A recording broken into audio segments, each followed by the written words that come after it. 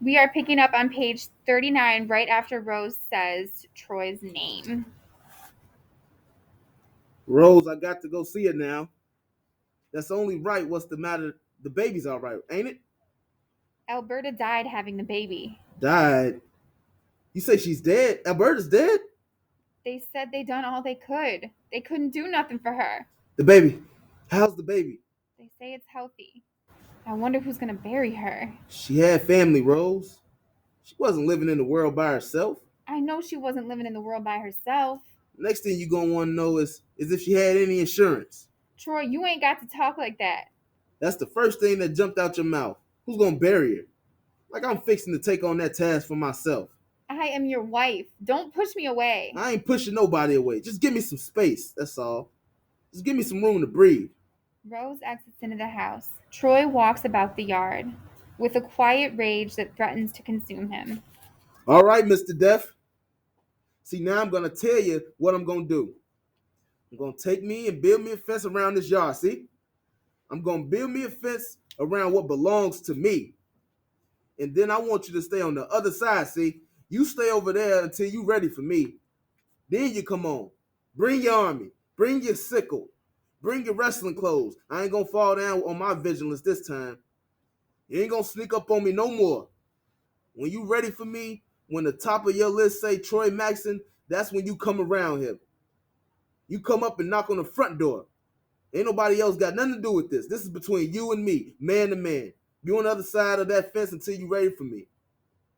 Then you come and knock on the front door anytime you want. I'll be ready for you.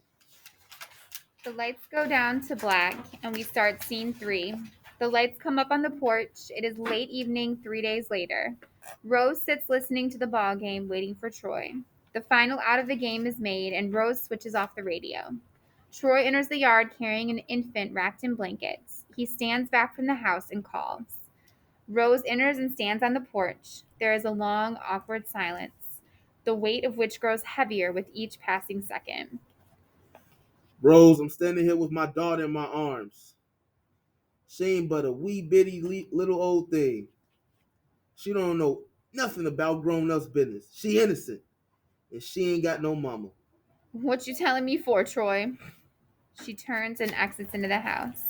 Well, I guess we'll just sit out here on the porch. He sits down on the porch. There is an awkward indelicateness about the way he handles the baby. His largeness engulfs and seems to swallow it. He speaks loud enough for Rose to hear. A man's got to do what's right for him. I ain't sorry about nothing I done. It felt right in my heart. To the baby. What you smiling at? Your daddy's a big man. Got these great big old hands. But sometimes he's scared.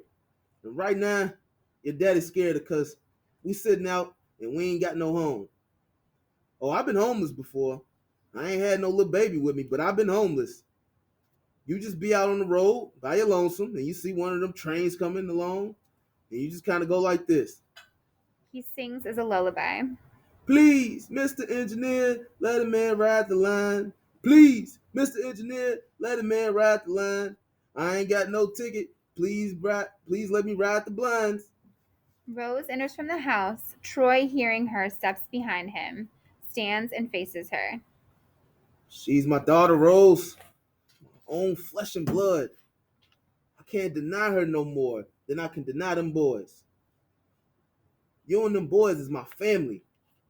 You and them and this child is all I got in the world. So I guess that's what I'm saying is I'd appreciate if you help me take care of her. Okay, Troy, you're right. I'll take care of your baby for you because, like you say, she's innocent and you can't visit the sins of the father upon the child. A motherless child has got a hard time. She takes the baby from him. From right now, this child got a mother, but you, a womanless man. Rose turns and exits into the house with the baby. Lights go down to black. Scene 4. It is 2 months later. Lyons enters from the street. He knocks on the door and calls. Hey, Rose. Rose. Stop that yelling. You gonna wake up right now. I just got her to sleep. I just stopped by to pay Papa this $20 I owe him. Where's Papa at?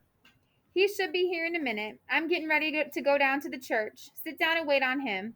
I got to go pick up Bonnie.